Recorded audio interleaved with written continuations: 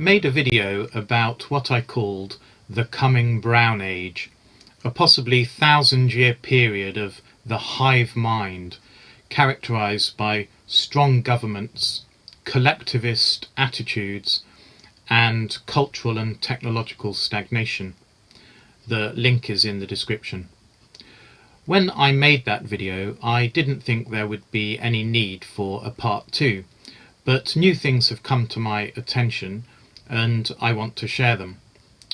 We're seeing many signs of growing governmental control over human behaviour and a growing collectivist mindset, particularly with respect to restricting economic freedom and individualism in the name of preserving the planet for future generations. In China, there is the implementation of its social credit system, which is about punishing people for antisocial behaviour. It's not necessarily about criminality, it's about conformity to the collective. And it's linked with CCTV cameras and artificial intelligence to recognise faces and behaviour patterns so that the government can micromanage the Chinese population.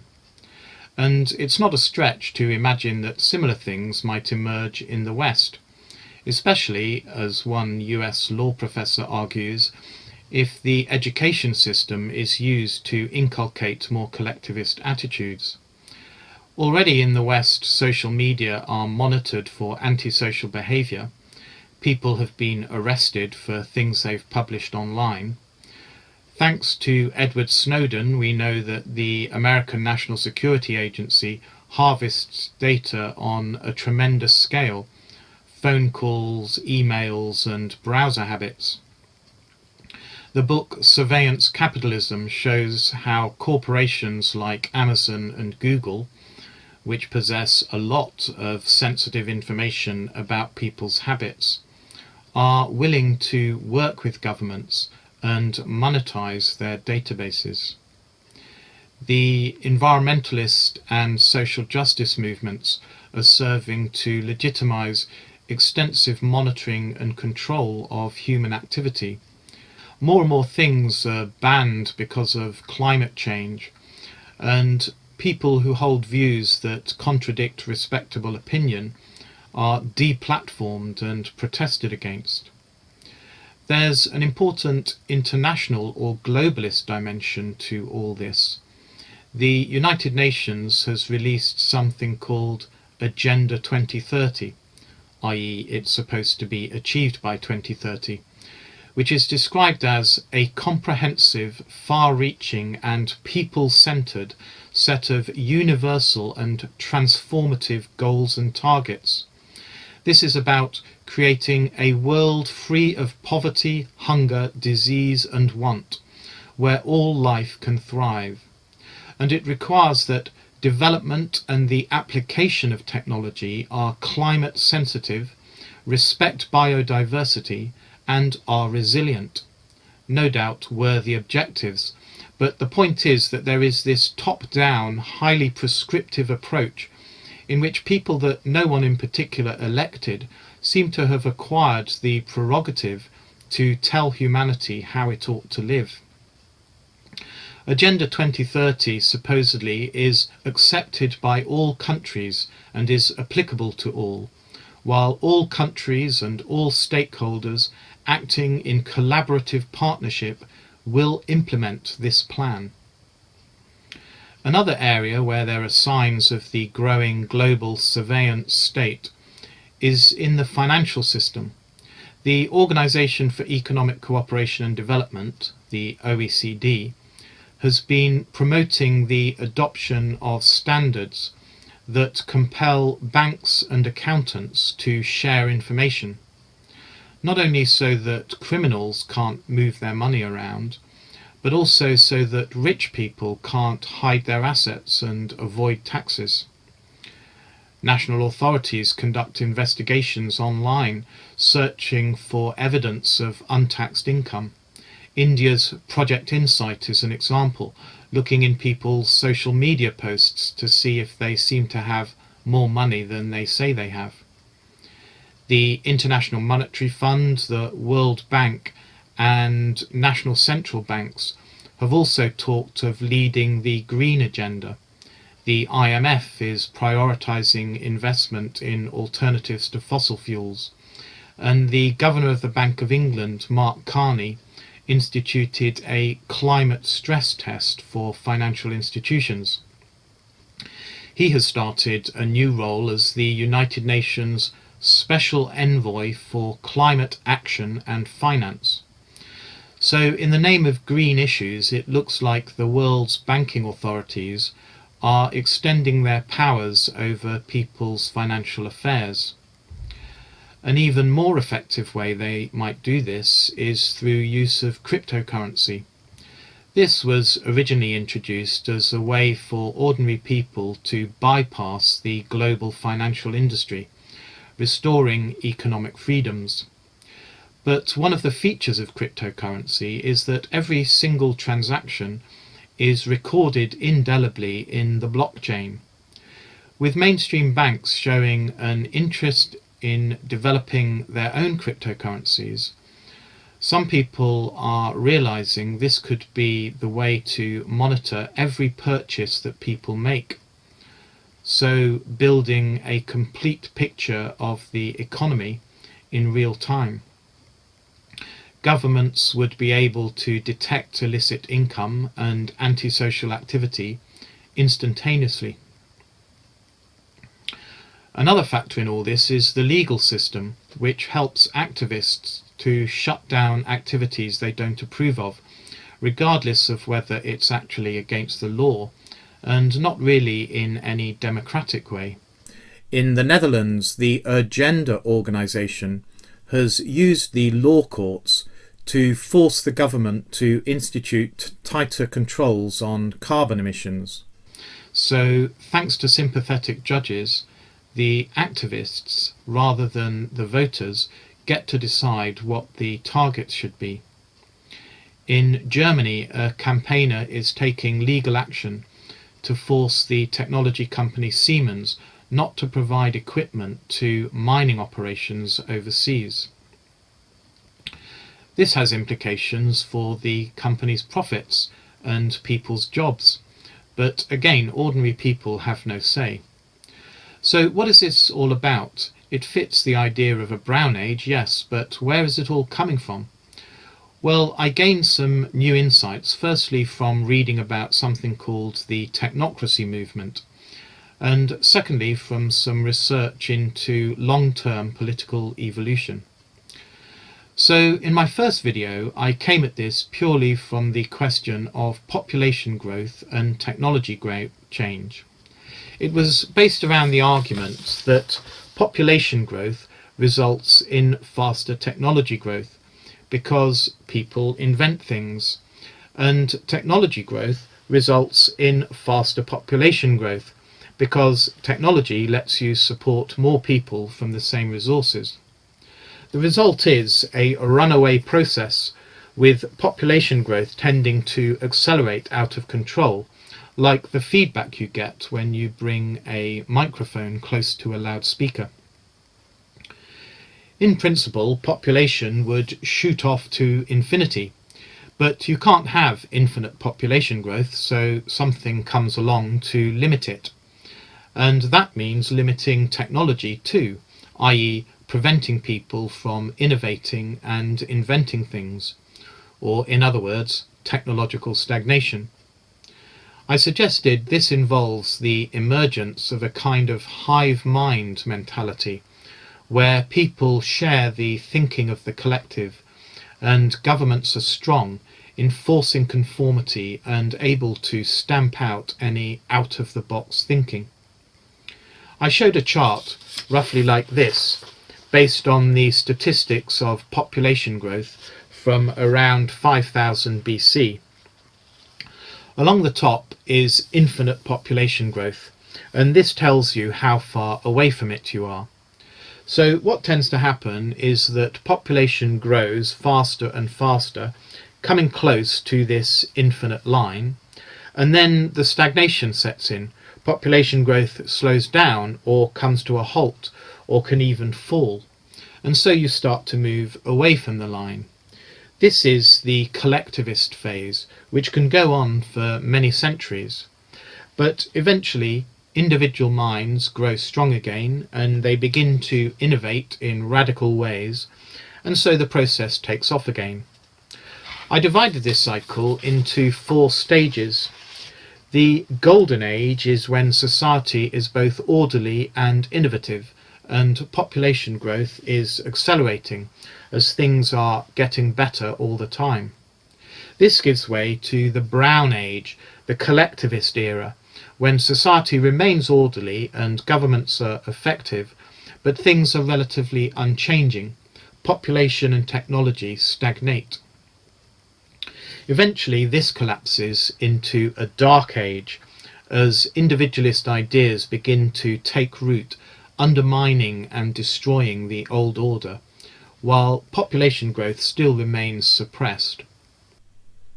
After that you get the green shoots of recovery, the green age, and there is a renewal of fundamental innovation as creativity, growth and eventually orderliness return, leading to a new golden age.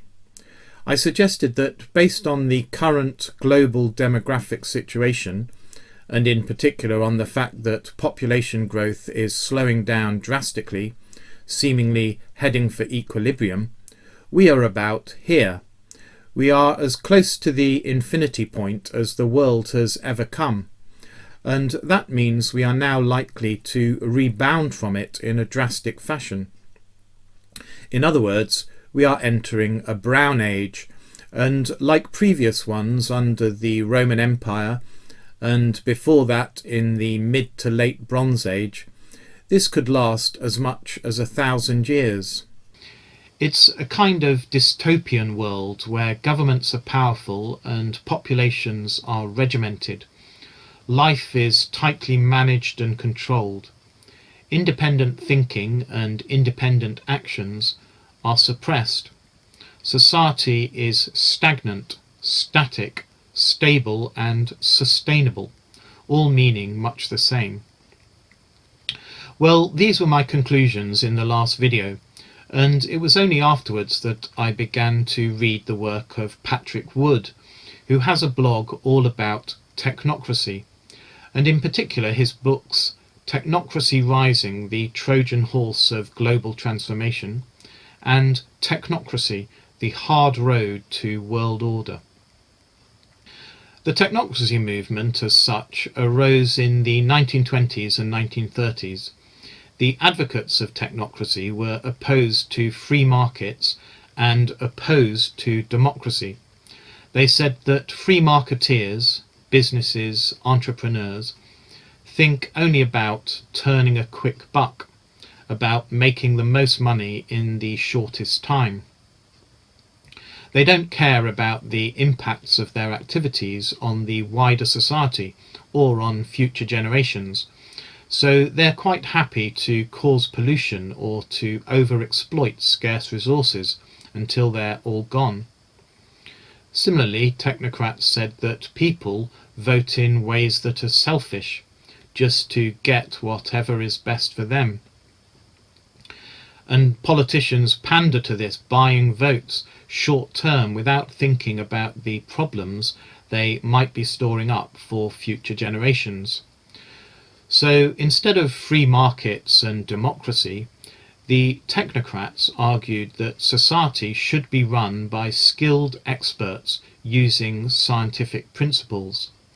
That is what technocracy means, the scientific management of society. A key part of the technocrats' thinking is that the earth is finite, so resources are finite and energy is finite.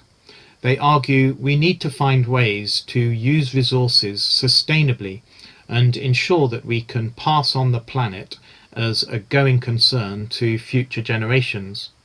And that is why we need the experts to understand the situation and take decisions in the interests of everyone, instead of leaving it for a free-for-all. To do this, technocrats said they would need ways of knowing what people are up to and ways of influencing their behaviour. You couldn't drive a car without a speedometer and a brake pedal. Similarly, technocrats felt that to manage society scientifically, they needed instrumentation.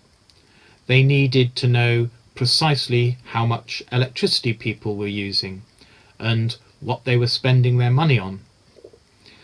They also needed controls, precise controls, the ability to turn off the water heating if people were taking too many showers, and generally the means to steer people in the right directions, the ones that would optimize the use of resources. In the 1930s, the time of the Great Depression, when it looked like free market capitalism wasn't working, the ideas of the technocrats seemed to make great sense, and the movement flourished for a while. But then World War II came, and after that the post-war boom, and the technocracy movement was forgotten, or so it seemed. The point of Patrick Wood's work is to show that technocratic ideas have by no means gone away, and in fact are stealthily taking over society.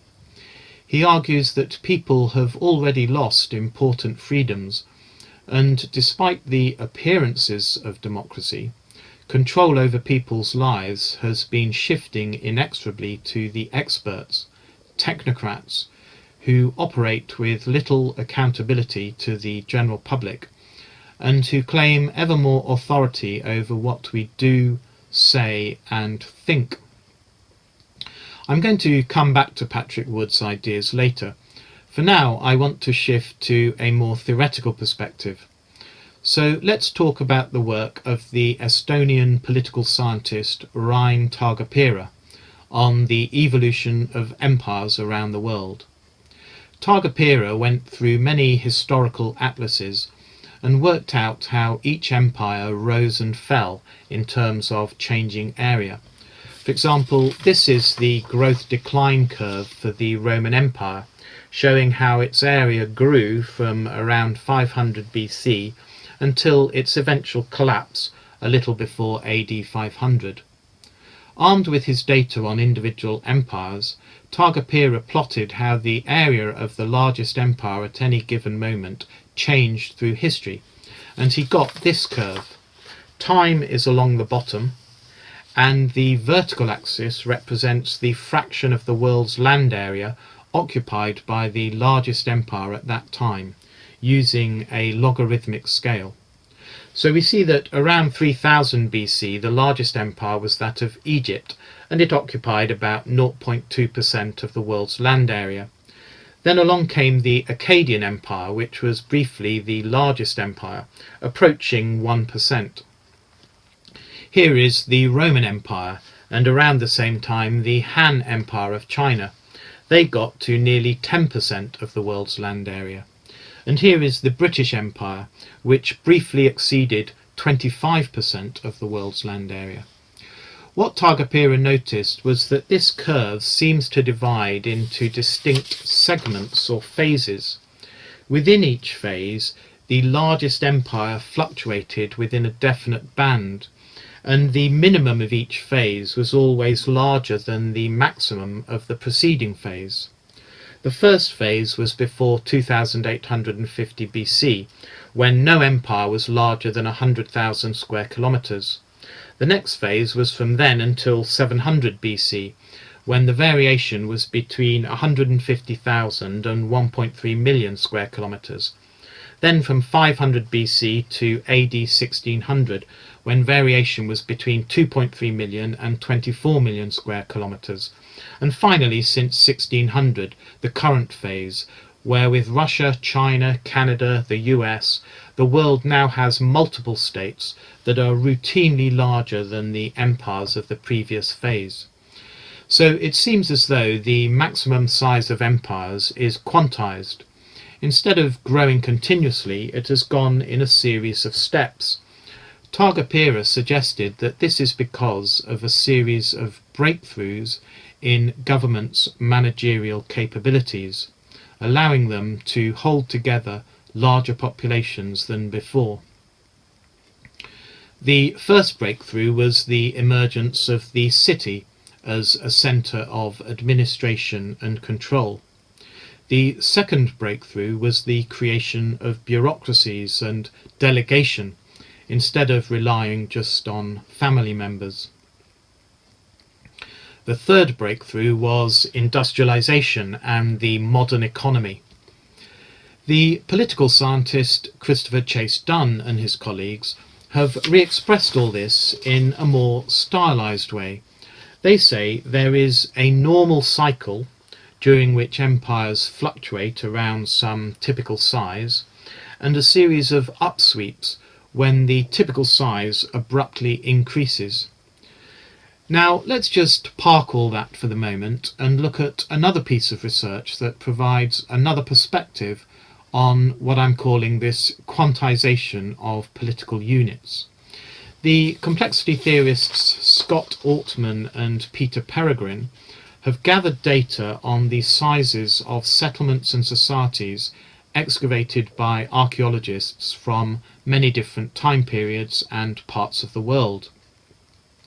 When they plot these on a histogram, a bar chart, they find that they seem to fall into a series of discrete size ranges. Instead of there being continuous variation, settlements cluster around a few particular sizes, with relatively few of intermediate sizes. This chart is actually logarithmic, so the typical society sizes are going up by factors of roughly 10. We can call them bands of around 50 people, tribes of around 500 people, chiefdoms of around 5,000 people, and the simplest states of around 50,000 people. It seems you jump from bands to tribes, from tribes to chiefdoms, and chiefdoms to states. Christopher Chase-Dunn's work recognises the same thing. So if we go back to this diagram, we can label the steps beginning with bands, tribes, chiefdoms, and simple states before we get to more complex states and the successive steps of increasingly complex empires. Now let's home in a bit more on the mechanisms behind this normal cycle and these upsweeps. Anthropologists have noticed how villages in the Amazon jungle tend to remain around the same size despite continual population growth. What happens is that as a village grows, i.e. gets more people in it, you get more and more conflicts and clashes of personality. The whole atmosphere in the village becomes argumentative and unpleasant. Hardly a day goes by without some kind of row. Some people are not talking to others. Some people may try to mediate so as to resolve the disputes and restore the peace, but their efforts can lead only to more resentment. The upshot is that eventually one faction of villagers decides that they have had enough of all this, and they leave the village and go and set up their own village somewhere else. So this is why we see villages just fluctuating around a particular size. They can grow a bit, but if they grow too much, they split apart. The results of the split will be a bit smaller than the average, but they will tend to grow back. So this explains the normal cycle. It's a case of political units, whether villages, chiefdoms, states or empires, having a typical size that they can manage and splitting up if they get too far beyond that, as disputes and conflict get out of hand. So that's the normal cycle. But what about the upsweeps? Well, go back to the Amazonians. If their villages get too big, one group goes off and sets up a village elsewhere. But that assumes there is somewhere for them to go to. What if all the land is taken? What if there is nowhere for them to build a new village? Well, in that case, they're going to have to stay where they are, and the conflict and arguments and bickering are going to continue, and everyone will be deeply unhappy. Now, I said before that before the village splits, some people are likely to appear as would-be mediators, getting people to calm down and get along. And what can happen, say, is that someone who's a bit more forceful, a bit more bossy, comes to the people who are arguing and says, for heaven's sake, you can both shut up, this is what we're going to do. Now, if there's a possibility of the village splitting, one party is likely to react to this by saying, get lost.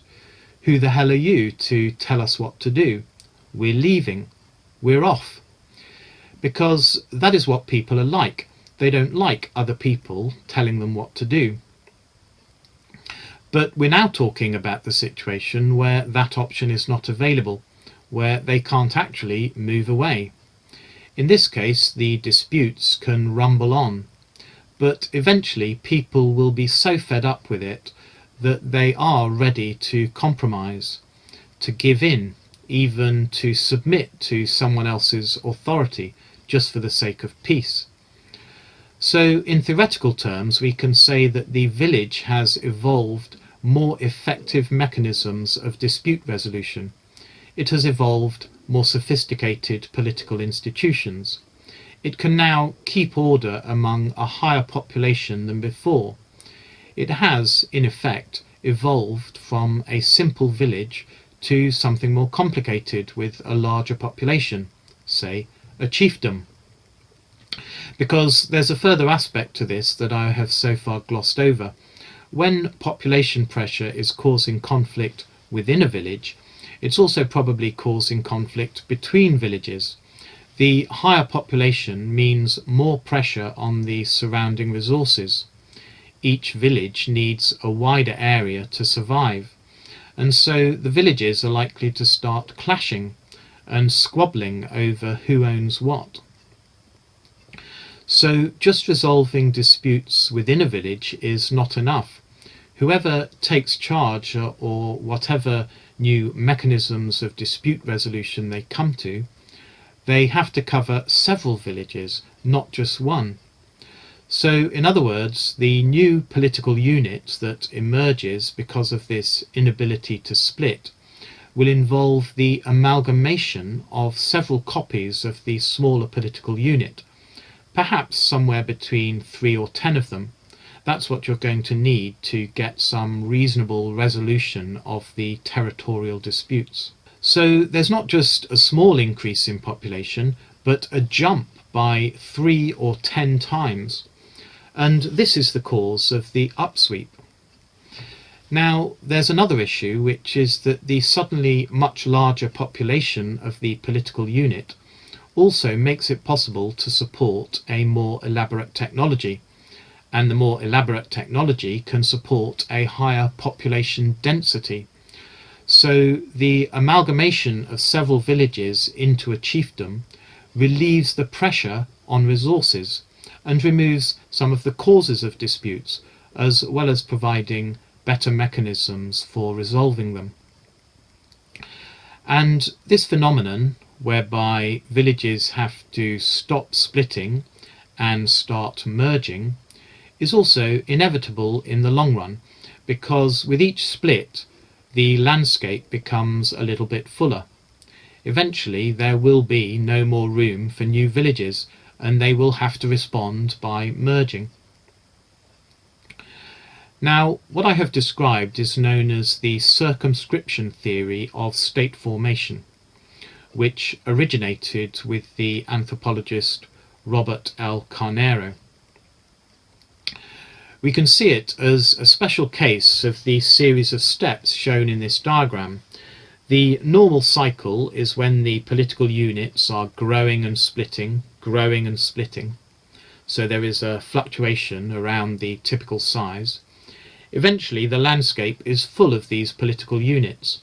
Then comes the upsweep and the emergence of political units of a higher level, formed by mergers. So a sudden multiplication in size. Now the process repeats on a higher level. These larger political units also grow and split, until eventually they fill the landscape, and they in turn have to merge. So another upsweep, and so on. So we can now understand Targa Pera's diagram and the Ortman and Peregrine diagrams as two illustrations of the same basic phenomenon, the stepwise emergence of larger political units with more sophisticated mechanisms of conflict resolution through combination of smaller ones. And Targa Pera also has this diagram, which shows how the number of political units in the world has been declining steadily over time as they have been getting ever larger and more sophisticated. Projecting the line forward, it appears that a one world government will be achieved around AD 3800, perhaps surprisingly far in the future. Now let's look at some takeaways from all this. First, as world population grows, the formation of ever larger political units is inevitable. Second, the formation of larger political units necessarily involves the acquisition by governments of greater control over people's lives.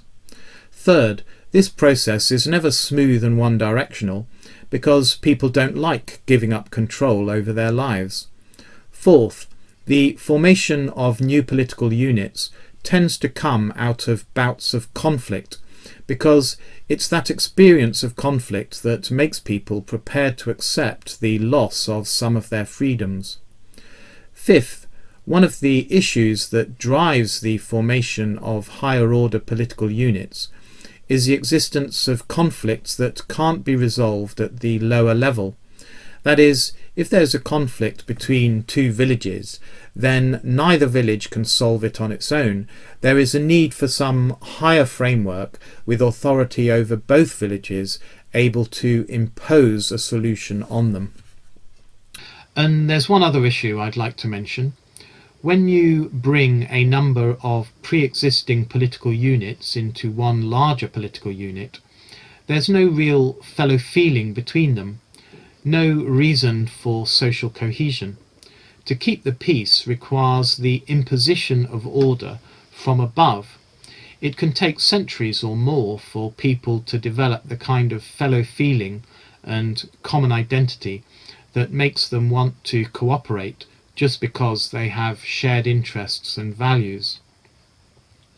Take the United Kingdom. England is now a reasonably cohesive nation with a sense of being one, but in the 500 years after the fall of Rome it was a collection of peoples and small kingdoms. These gradually combined into one, and the differences are now almost forgotten, perhaps with the exception of Cornwall. Wales was conquered and combined with England 700 years ago, but its separate identity is still strong. Scotland joined 300 years ago and has even less of a shared identity. Many Scots still want to gain their independence or regain their independence. So the creation of unity when societies amalgamate initially requires political governmental means, control from above. Cultural unity comes only much later, if at all. Now let's go back to the subject of technocracy. I said technocracy had its origins in the 1920s and 30s.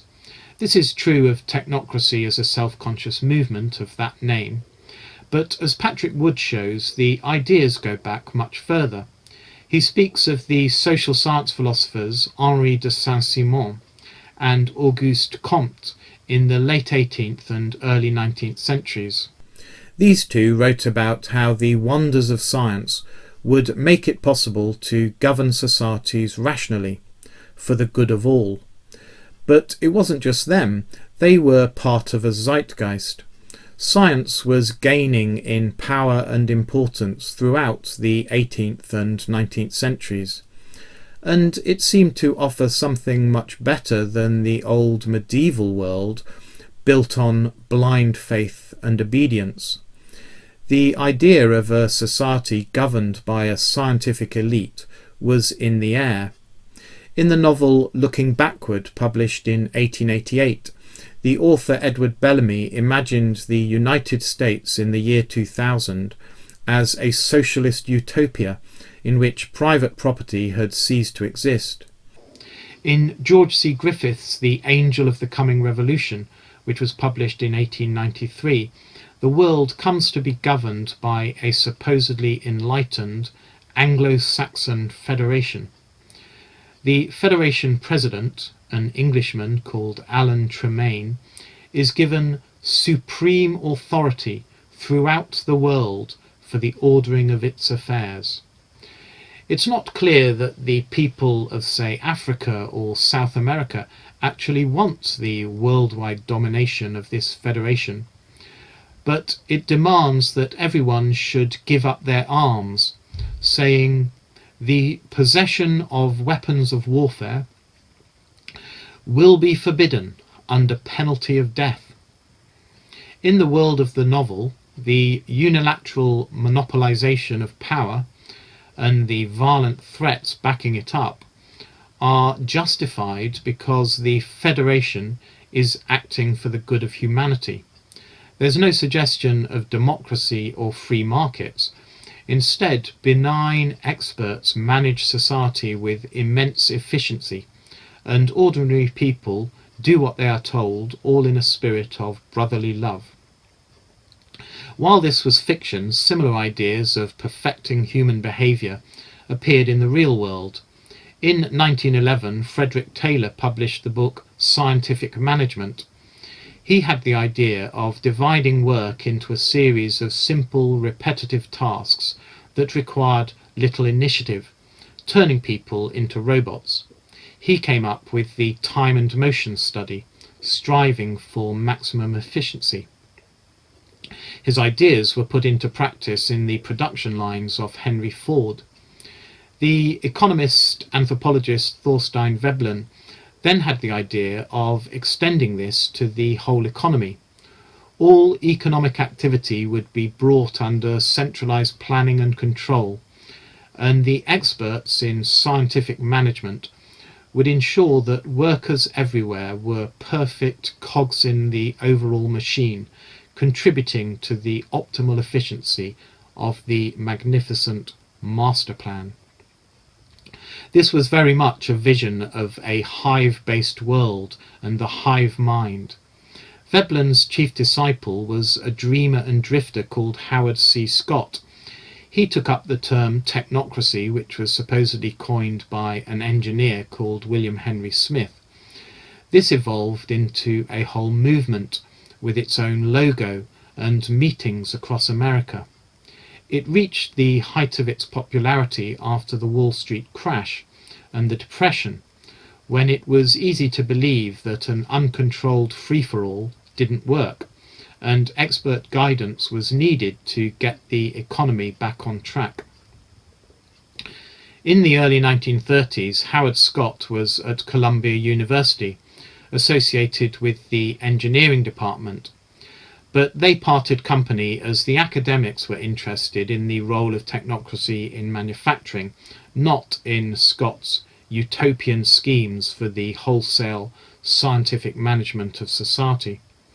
Scott joined forces with a geophysicist called N. King Hubbert, and they set up a company called Technocracy Inc. to sell a technocracy home study course. Perhaps through Hubbert's influence, energy and sustainable energy use became a key concern of the technocracy movement. Hubbert is known for his warnings about peak oil. He foresaw that the oil would eventually run out, and when that happened, industrial civilization would come crashing down. Unless steps were taken to shift the economy onto a renewable and sustainable path. At least that was his view. It's not what I'm saying. For the Technocracy study course, natural resources and climate were key concerns, and many of its goals focused on energy and consumption. These were: register on a continuous 24-hour per day basis the total net conversion of energy, by means of the registration of energy converted and consumed, make possible a balanced load, provide a continuous inventory of all production and consumption, provide a specific registration of the type, kind, etc. of all goods and services, where produced and where used, provide specific registration of the consumption of each individual, plus a record and description of the individual. Clearly, the technocrats had little regard for human freedom and privacy. They wanted to know exactly what you spent your money on and how you spent your time. If you switched on the TV or used your electric toothbrush, the technocrats wanted to know about it, and presumably they wanted to be able to stop you from doing whatever would not meet their target of a balanced load. Well, technocracy seemingly remained a fringe interest of these utopian dreamers. The Nazi regime briefly considered the ideas but found them too extreme. Yet the theme of Patrick Wood's work is that the ideas never really went away. On the contrary, the management of society by self-appointed experts is a growing reality. In 1970, the political scientist Zbigniew Brzezinski, who worked at Columbia University, where technocracy had flourished in the 1930s, brought out a book called Between Two Ages: America's Role in the Technotronic Era. By technotronic, a word he invented, he meant something like high-tech, a combination of technology and electronics. He doesn't seem to have been thinking of technocracy, but his book contained some technocratic thinking. He wrote, "Technological developments make it certain that modern society will require more and more planning. Deliberate management of the American future will become widespread, with the planner eventually displacing the lawyer as the key social legislator and manipulator. This will put a greater emphasis on defining goals and, by the same token, on a more self-conscious preoccupation with social ends. How to combine social planning with personal freedom is already emerging as the key dilemma of technotronic America." So we can see there the emphasis on planning and management. Brzezinski also emphasized the need for a global dimension to the management of human affairs and for the strengthening of global institutions. He pointed out that nuclear weapons can now reach any part of the planet in less time than it takes the police to respond to a crime scene. So it would seem that it is getting time for a global consciousness and global political system. He suggested this could start off in a modest way with a high-level consultative council for global cooperation. This council would include the United States, Japan, and Western Europe. Brzezinski's book was noticed by the financier David Rockefeller, who happened to be a major benefactor of Columbia University. With Rockefeller's backing, Brzezinski's ideas began to gain traction. This included the founding of the Trilateral Commission, bringing together the US, Japan, and Western Europe, just as Brzezinski had proposed. Rockefeller was also chairman of the Council on Foreign Relations, a US think tank, many of whose members, such as Henry Kissinger and Brzezinski himself, occupied prominent positions in the American government, from the presidency down. Eisenhower was a member. David Rockefeller's father, John D. Rockefeller, had donated the land for the headquarters of the United Nations and made other gifts, so the family also had connections with that institution. Patrick Wood describes how these organisations, the Trilateral Commission, the Council on Foreign Relations, and the United Nations have actively promoted various globalist and technocratic ideas, working behind the scenes with little or no democratic accountability. For example, in the early 1990s, the United Nations Agenda 21 called for a global partnership for sustainable development. So you have there the key technocratic word of sustainability, which can be used to justify all sorts of regulations, controls, and surveillance.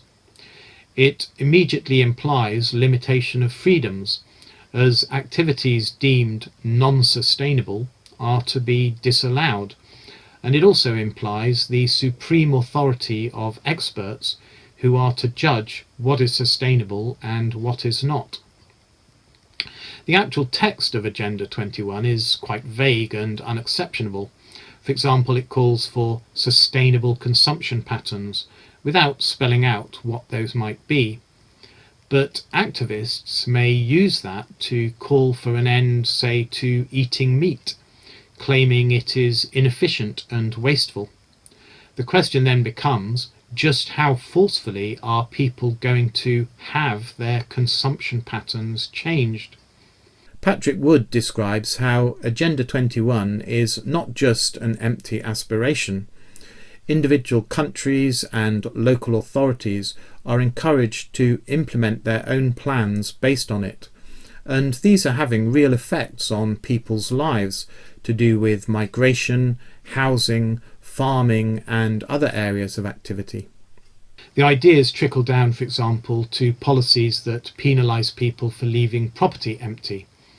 In the past, if you had a second home and you chose not to live there, that was your business, and you might even receive a discount on your property taxes.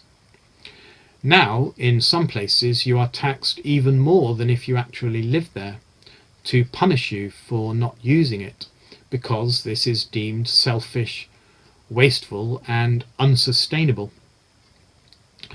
Wood also notes that the word smart is a signal that technocratic ideas are involved. The prime example is that of smart meters, electricity meters that monitor exactly what you are doing with your electricity and are able to send the information back to the electricity company. These are sold as a way of saving you money, presumably because once you see how much electricity you are using on particular activities, you may cut back. But Wood observes that they satisfy the technocrats' old dream of minute surveillance and control of energy consumption to register on a continuous 24-hour per day basis the total net conversion of energy and make possible a balanced load. That wasn't possible in the 1930s, but today the technology is becoming available.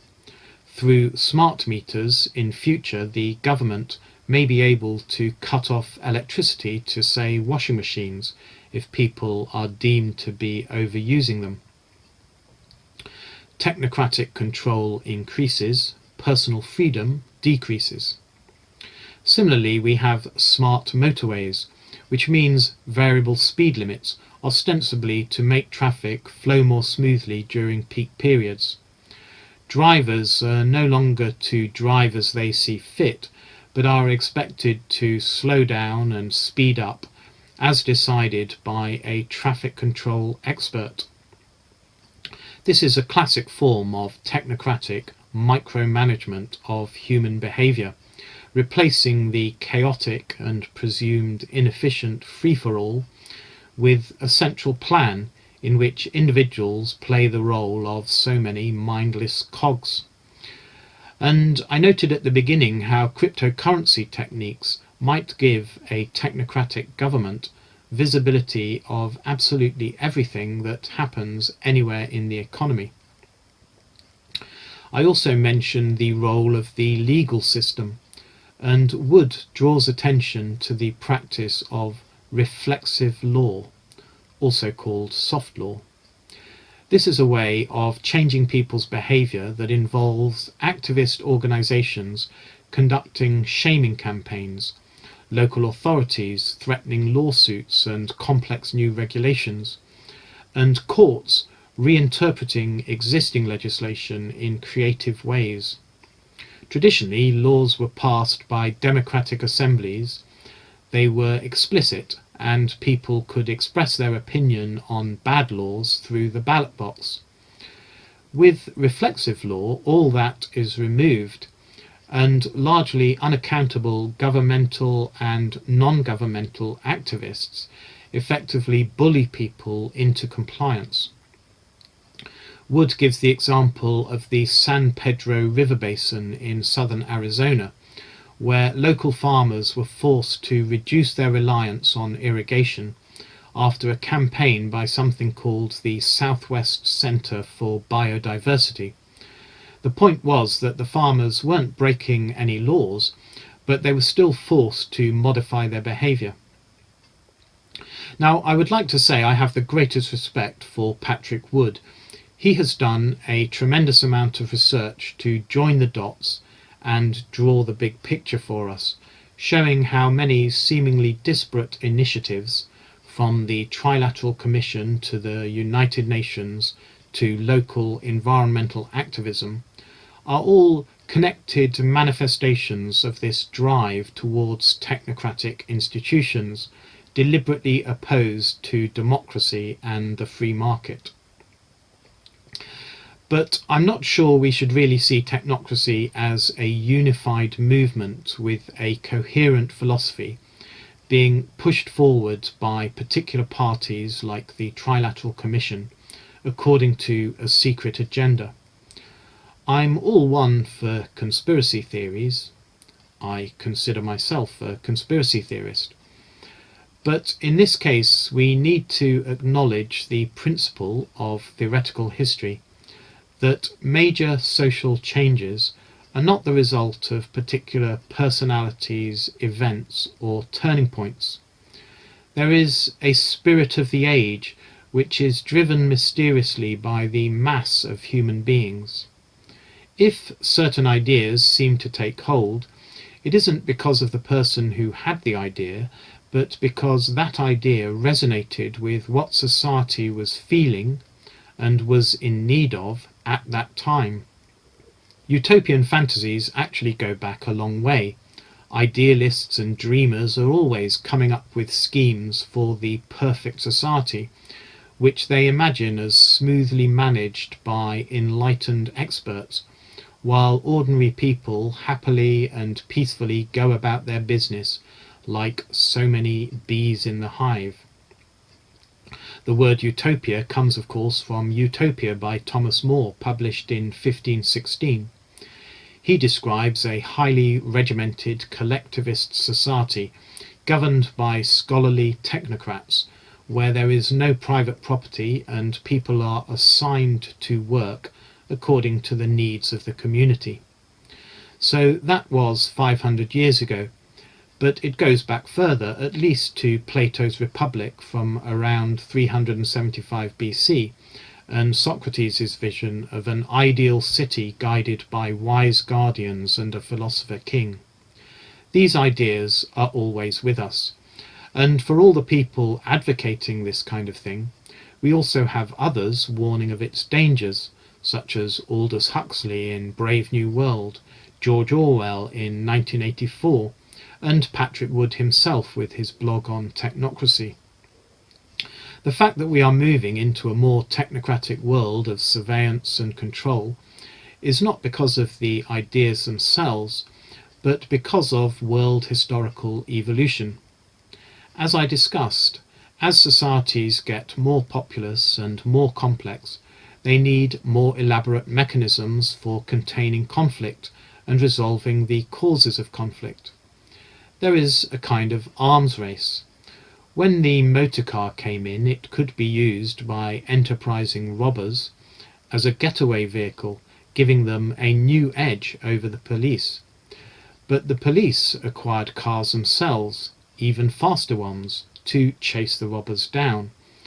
Similarly, the internet gave people new freedoms to publish and read opinions outside the control of the gatekeepers of the mainstream media, among other things challenging the authority of political institutions. But the same technology has ended up giving governments and giant internet corporations vastly more intrusive powers for monitoring people's habits and conversations.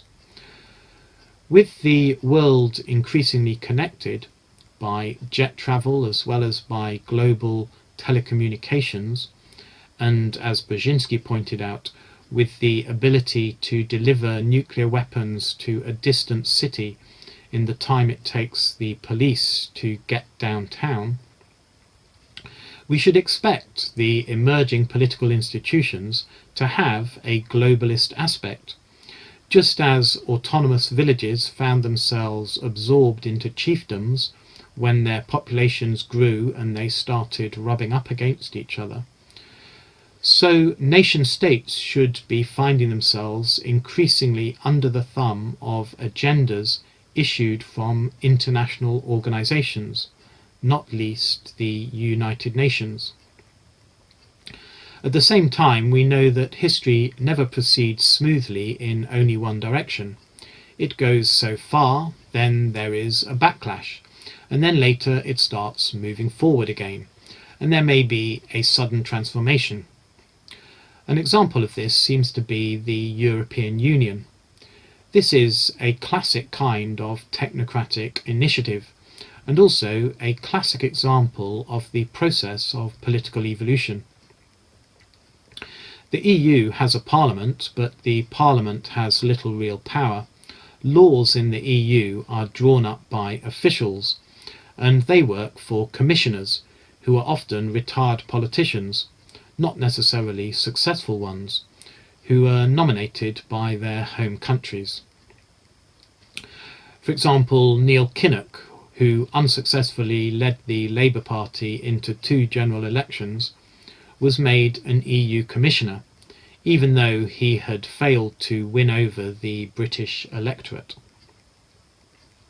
He was there when the whole EU Commission was forced to resign over a corruption scandal, and he was somehow promptly reappointed with special responsibility for combating corruption. Here is Ursula von der Leyen, the current president of the European Commission. The public didn't vote for her, and she can't be removed by an election. She is appointed, albeit that the appointment had to be ratified by the EU's Parliament. She is a technocrat, an expert in government sent to Brussels to decide how the ordinary citizens of the EU should live. All this might be considered quite normal if the European commissioners and the officials who worked for them were just civil servants ultimately controlled by democratically elected politicians. But they aren't. The key feature of the European Union is its supranationalism. There are 2 ways to organise a collection of countries like the European Union. One is intergovernmentalism, which means that the individual governments negotiate to come to common agreements, and no country has to do anything it doesn't consent to doing. The other way is supranationalism. This means that the organisation is higher than the governments themselves and has the power to tell them what to do, whether they like it or not. With intergovernmentalism, the governments control the organisation. With supranationalism, the organisation controls the governments. The EU is supranationalist. It tells the European countries what to do. Jean Monnet, a key influence on the founding of the EU, a banker and civil servant, not an elected politician, very much a technocrat, insisted that supranationalism should be critical to the EU's raison d'etre. The whole point was to create a United States of Europe, a country called Europe. For this to be true, it was essential that the individual countries should be subordinated to the EU's authority. They couldn't pick and choose. The EU had to be a proper political authority, able to impose its will on the member states. This supranationalism was a sticking point for Britain, which actually favoured a European community, but wanted it to be intergovernmental rather than supranational. And so Britain decided not to join at the beginning. Britain only joined later when Edward Heath, a man who had always favoured European integration and supranationalism, became the Prime Minister. Although the European community was sold to the British public as a trade agreement and not at all as an attempt to create a European superstate, which it actually has been all along. It's significant that the European Union took shape after the Second World War. As I described earlier, political evolution involving the creation of larger political units out of pre-existing smaller ones is a response to conflict, and particularly a response to people's exhaustion at the experience of conflict, which makes them prepared to accept loss of autonomy and increased restrictions just for the sake of peace. By the 1950s, Europe had been torn apart by two catastrophic wars. Cities had been flattened, industries destroyed, millions killed. It's not surprising that people were willing to give up some of their sovereignty to prevent it happening again. For Britain, the war had been an ultimately exhilarating experience of triumph over adversity. But for defeated Germany and the countries that had languished for years under Nazi rule, it had been an altogether darker experience. Perhaps this difference was a factor in Britain's lower enthusiasm for a unified European superstate. And although Britain did join, we now see that it is leaving again. And it looks possible that the European Union will not survive this massive vote of no confidence and will eventually break apart. Because Britain is not some freak outlier. There is a huge amount of Euroscepticism all across Europe. The people of Ireland, Denmark and France all voted no when they were asked in various referendums whether they wanted a European superstate. The process somehow went ahead anyway. Britain's exit may encourage others to follow, at least if Britain seems to do okay and doesn't collapse the way some people predict. In this case, the European Union may turn out to be a failed experiment at creation of a technocratic, supranational political entity. But this doesn't mean it won't happen in the long term.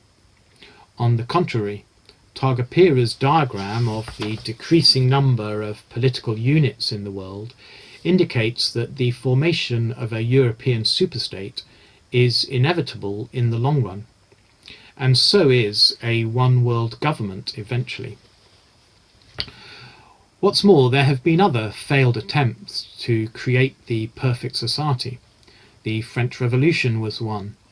Its idealism is shown, for example, in its invention of a new calendar, starting from year zero, as if this were a new era for humanity. It evolved into the dictatorship of Napoleon, and went through many other transformations before arriving at the modern French state. An even greater experiment was that of the Soviet Union. It was a one-party state without democracy or free markets, technocratic, planned by experts, supposedly for the good of all, although the creation of the perfect society turned out to require methods of sometimes extreme brutality, and the planning of experts turned out to be less efficient at meeting human needs than the apparent chaos of capitalism. But people learn from their mistakes. Each failure allows the next attempt to be more successful. Each time globalist institutions ended in failure and total war, they emerged from the disaster bigger and more powerful than before. The Napoleonic Wars produced the Concert of Europe, a sort of permanent conference involving Europe's major powers and supposed to prevent conflict. The First World War produced the League of Nations, with a wider scope but still omitting many countries, not least the US. The Second World War produced the United Nations, covering practically the whole world. If the present incarnation of the European Union comes to an end, the next one will be built more to last. And if there's a major war, it will likely be the catalyst for ratcheting up of governmental powers of surveillance and control, and for new forms of supranationalism and globalism. The needs of wartime will excuse greater interference in people's lives, and the horrors of the experience will make people ready to accept higher forms of political integration. But the issue with technocracy as a movement is not just the drive for micromanagement of human behaviour, but also the drive for sustainability, based on the belief that resources are running out, and/or that the climate is about to do something terrible. This is being used to justify the dismantling of technological civilization, preventing progress and even winding it back. The problem with these ideas is that they are misguided. We're told that there is no planet B, but there are actually several more planets just in this solar system, as well as their moons, while the galaxy is packed with countless stars and solar systems. There are plenty of planet Bs. It might seem now that they are beyond our reach, but that is just a lack of imagination. In the Stone Age, it wouldn't have seemed possible that people might solve their problems of overpopulation by inventing agriculture, and later cars, computers, and jet aeroplanes. Yet human capabilities have been growing at an accelerating pace for thousands of years. Why should we think it will stop now? After all, we already have a presence in space. There are human-made buggies trundling around the surface of Mars, and human probes hurtling through interstellar space towards the stars. Why on earth should this be the limit? But extreme green policies would become a self-fulfilling prophecy. If we rein back electricity consumption and stop people travelling around by car and plane, then it will become impossible to make the breakthroughs that could take human civilization into space. The thing is, though, that environmentalism and the reversal of technological progress are not necessary ingredients of technocracy. China is one of the most technocratic societies on the planet. We all know there is a lack of political freedom there. We know the Chinese internet is censored, with no serious criticism of the Communist Party allowed. I mentioned China's social credit system, whereby people deemed guilty of antisocial behaviour, not necessarily actually breaking the law, are banned from travelling on trains and planes. We have heard how street cameras coupled with artificial intelligence can catch jaywalkers and send fines directly to their phones. Yet China is not vetoing its own industrial activity in the name of preserving the planet. It has cooperated somewhat with Western environmental initiatives, but on the whole it shows little concern for environmentalism. Not only has it been building cities and industries on a massive scale, but with its Belt and Road initiative, it's building ports and railways that vastly expand the movements of goods and people and make the world more connected and energy intensive. And China's model seems to be successful. Its economy is world-beating and delivers increasing prosperity to its people. Its geopolitical power is growing, both through a modernizing military and through other softer forms of influence based on cultural exchanges and international assistance. There is little sign of dissent and unrest, though the protests in Hong Kong represent a serious exception.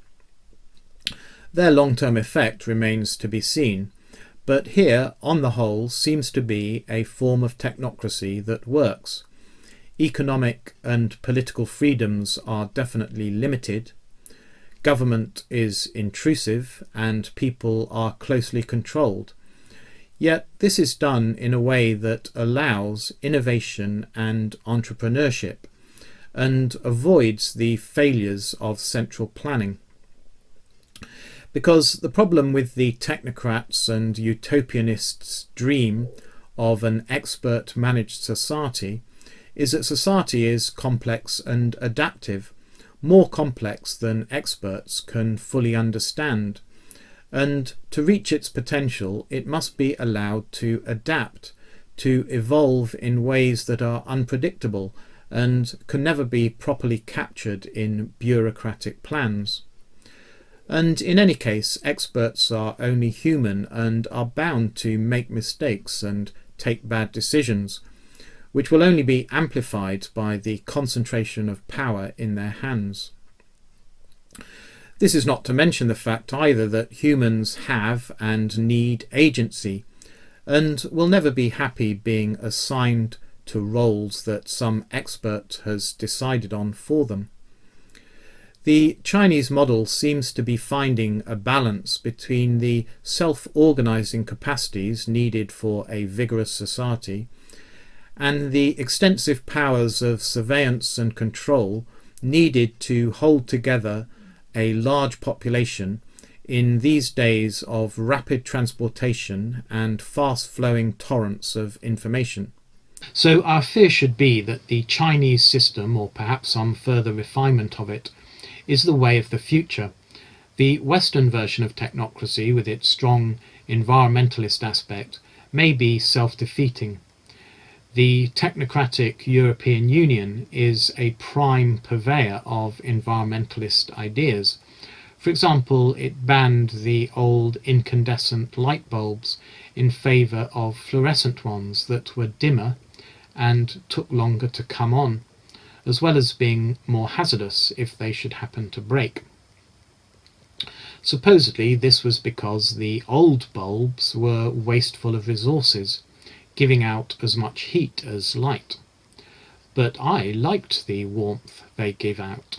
Maybe there is something deep in the human psyche that requires heat as a natural accompaniment of light. But this would not be taken into account by the technocratic officials of the European Commission. Ursula von der Leyen has said that preventing climate change is her #1 priority. Not just one of her priorities, but her top priority, more important than economic growth, security, health, education, science and technology, anything. But as we've seen, the European Union is facing powerful forces of disintegration. The environmentalists seem to have doubled down, talking not just of climate change now, but of a climate emergency. But it's the very hysterical nature of the claims that suggests environmentalism is losing its power to shock people into changing their behaviour.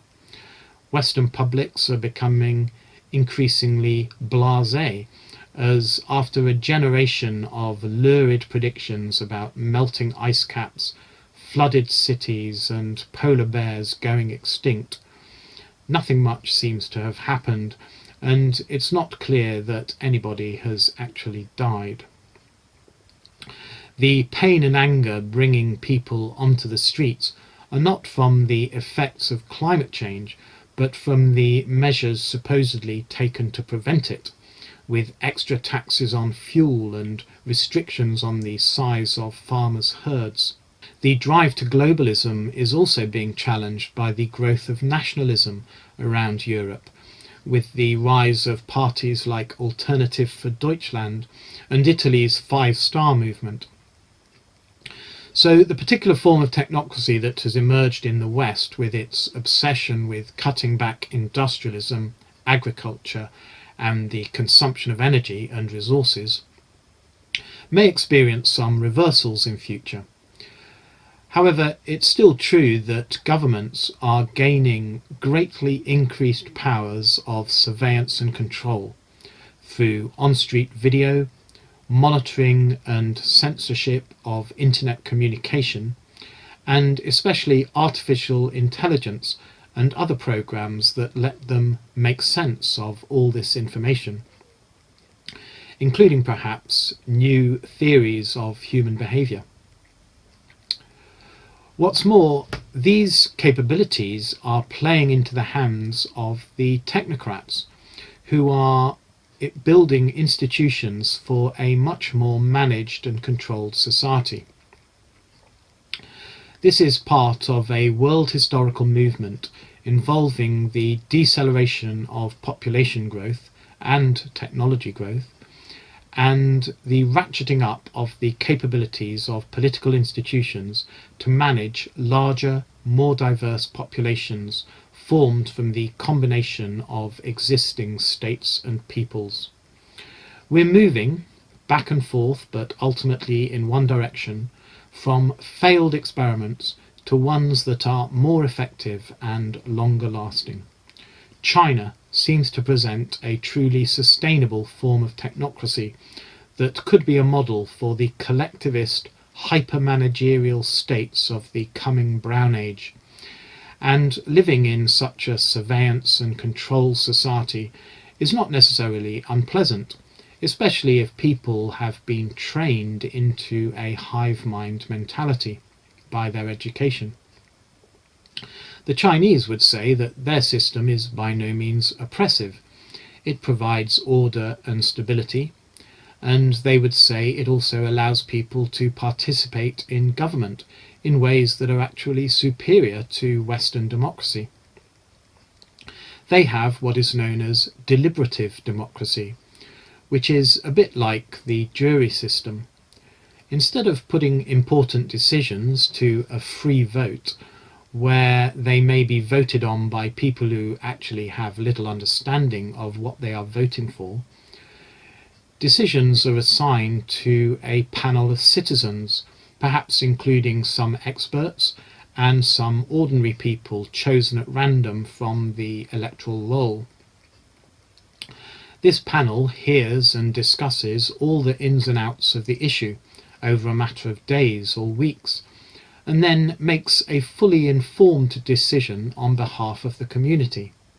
What could be more sane and equitable than that? But the problem is that such stability and orderliness and rationality, all subject to tight control of administrators following bureaucratic plans, forget that society is a complex adaptive system. They have the effect of blunting human creativity, and especially of suppressing serendipity, the discovery of things unexpectedly, things you aren't looking for. China has been there before. It was once well ahead of Europe, larger, more powerful, and more technologically advanced. Paper, printing, the magnetic compass, the wheelbarrow, porcelain, things that drove innovation and industrialism in the West, all came from China. But a few centuries ago, that power, the power of a strong government, led to stagnation in China. Most famously, the Ming and Qing dynasties banned ocean voyaging for reasons that may have seemed sensible at the time, but were counterproductive and left them defenceless against the European barbarians. it seemed that ocean voyaging had little point to it, as China had everything it needed, but the Chinese might have discovered America and opened up unexpected possibilities, in which case we would be living in a very Chinese world today. If the coming Brown Age leads to the extension of technocratic, collectivist, all-powerful governments across the whole of the planet, the big fear should be that the whole human race will succumb to this kind of benign stagnation. Then that might be the endgame for humanity.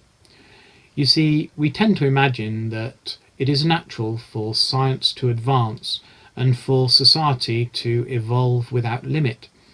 But actually, human populations can quite easily reach an equilibrium with their environment, like the Australian Aborigines, who kept to the same way of life for 40,000 years, and other such societies that didn't change from one century to the next. With China, it was shocked out of its stagnation by people who came from a continent that was still chaotic, fragmented, turbulent, and developing out of control. But if the whole human race gets into a perfectly controlled and sustainable, which means unchanging, mode of existence, where will the outsiders come from who shock it back onto the path of radical innovation and development?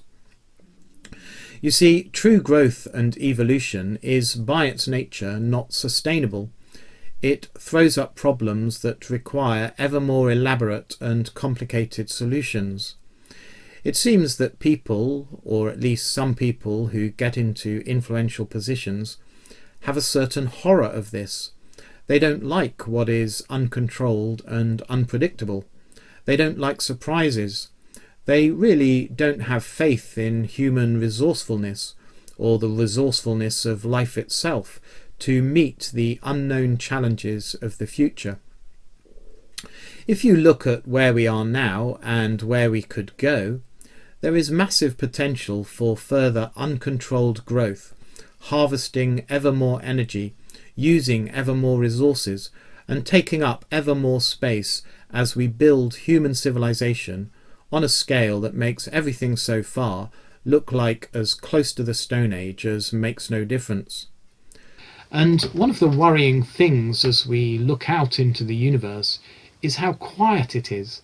It seems highly unlikely that we should happen to be the first intelligent species to appear in the cosmos.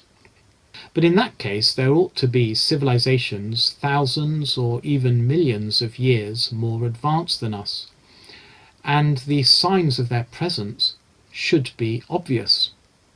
Where are they? This is the Fermi paradox.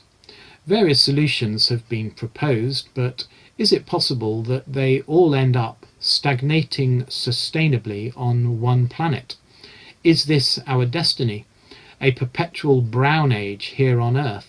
No more exploring, risk-taking, breaking out, but instead a perfectly controlled and managed technocratic collectivism stretching out from now to eternity. Perhaps there's hope in Africa, a continent with much remaining potential, where governments are weak, struggle and conflict are widespread, and the search for a better life is not reaching its conclusion, as it seems in the West, but still has some way to go. Perhaps from here there will one day come the uncontrolled, vigorous peoples who disrupt the stability of richer, older, technocratic societies. Another chink of hope may be in the space entrepreneurs who are already building commercial launchers and have the ambition to put millions of people in orbiting factories and colonize the Moon and Mars. But will their activities soon be banned like those of the Chinese sailors? You can already imagine that the environmentalist movement takes a dim view of having sprawling factories over the surface of the Moon, and of humans contaminating Mars with their presence.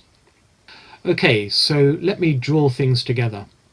On the basis of studies of how at the global level population and technology have surged and stagnated in a series of waves throughout history, it seems that the next 1,000 years could be a stagnant phase, a brown age, as has occurred in the past.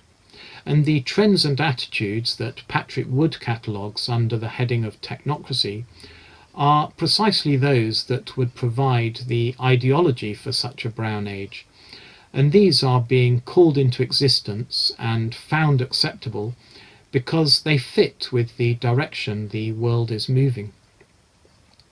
Governments, financial institutions, and the legal system are using these ideas to control and constrain any kind of social behaviour that challenges the collectivist consensus.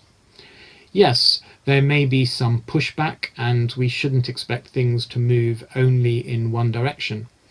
But the success of the technocratic agenda over the last few decades suggests that a more closely surveilled and managed society is very much where we are headed. A worldwide macro war could then be the mechanism that lets technocratic collectivism take over in a really big way. The history of worldwide political evolution, in which political units have got not only bigger but more intrusive and more restrictive of human behaviour, leads inevitably to the conclusion that globalism and supranationalism will only get stronger in future. We should expect more and more of the restrictions on our behaviour to come from the UN or similar international organisations over which we have little control. Those who love freedom and individualism should take no comfort from the failure of the Soviet Union or the European Union if it breaks up. The more these experiments have revealed the flaws of technocratic collectivism, the more they have helped those flaws to be ironed out, leaving the bright, gleaming, self-confident form of technocratic collectivism that China seems to offer the world. And lastly, since what is happening is now on a planetary scale, and perhaps leaves no outsiders to disrupt a stagnant global society, the brown age that we see emerging in the growing influence of China and the Western use of sustainability to restrict freedom and economic development could turn out to be the human endgame.